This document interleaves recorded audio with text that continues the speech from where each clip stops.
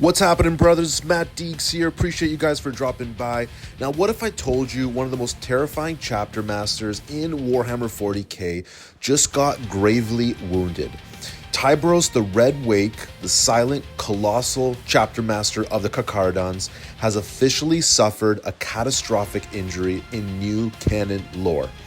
And no, this wasn't some glorious last stand against a hive tyrant. This was brutal. It was unexpected, and honestly, it was kind of shocking, at least for me.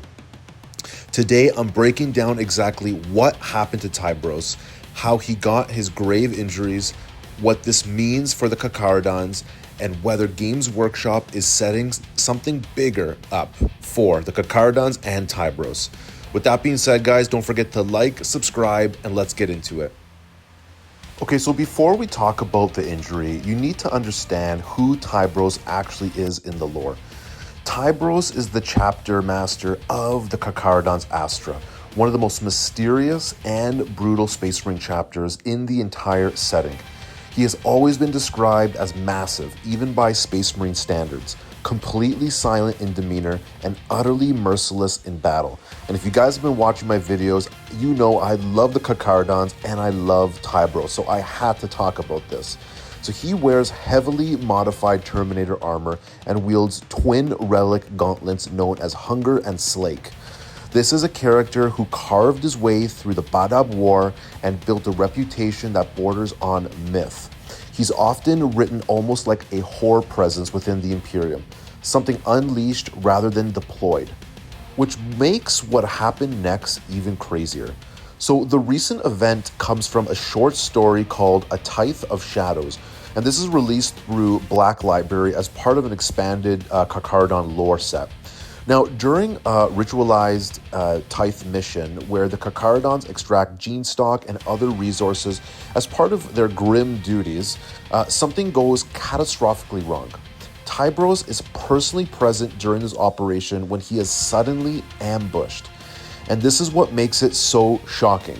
He isn't attacked by a Primarch, he isn't facing down a demon prince, he isn't battling some colossal Tyranid bioform. He is ambushed by a corrupted Mechanicus killing construct, a hyper-lethal assassin engine designed purely for close quarters slaughter. And this is, the fight that nearly kills him. So let's quickly go over how he was injured. So the construct strikes with terrifying speed and precision.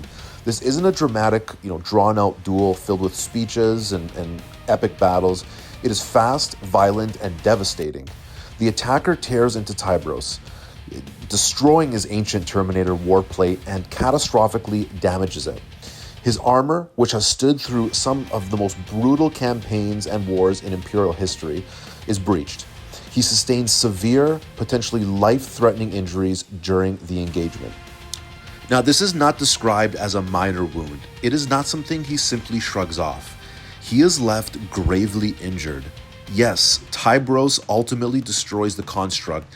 He wins the fight, but he does not walk away untouched, and the victory comes at an enormous cost. For a character who has always been portrayed as almost unstoppable, this is a massive shift, all right? Now, why is this a big deal, at least in my opinion? It's a big deal. Tyberos has always existed in the lore as something close to a myth. He's presented as unstoppable, overwhelming, and terrifying even to other Astartes.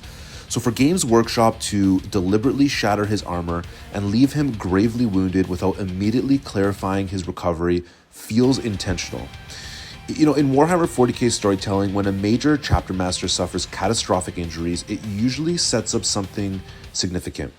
It can signal a Primaris transformation, a Dreadnought internment, or a major narrative shift for the chapter. Right now, none of those outcomes have been confirmed.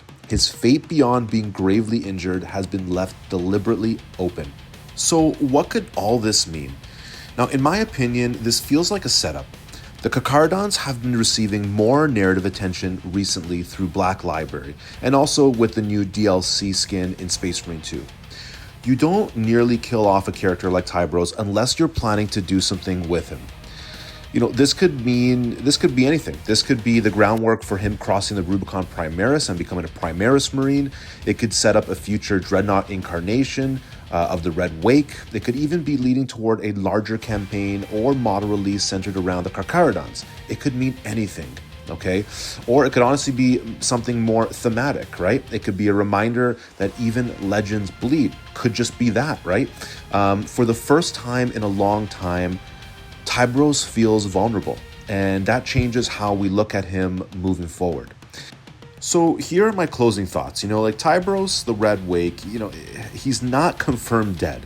He destroyed the assassin construct, we know that for sure, but he is confirmed gravely injured, and his ancient armor was shattered in the process. So what does that mean for him?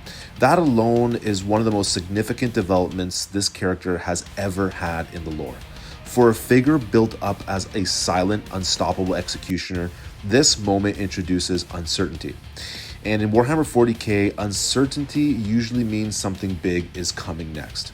All right, guys, if you want more deep dives into obscure and brutal corners of 40k lore like this, especially chapters like a Carcharodons, make sure you're subscribed to the channel, all right? If this turns out to be a Primaris transformation or something even bigger, we're going to break it down for you. You can assure that, all right, guys? Thank you so much for watching up to this point. Let me know down below what you think of this, what you think is going to happen to our good friend Tyberos, and if you're excited for the Space Marine DLC skin. All right, guys, let me know. Again, don't forget to like, subscribe. If you want to support the channel a little further, consider becoming a channel member, and thank you all for watching. See you in the next one.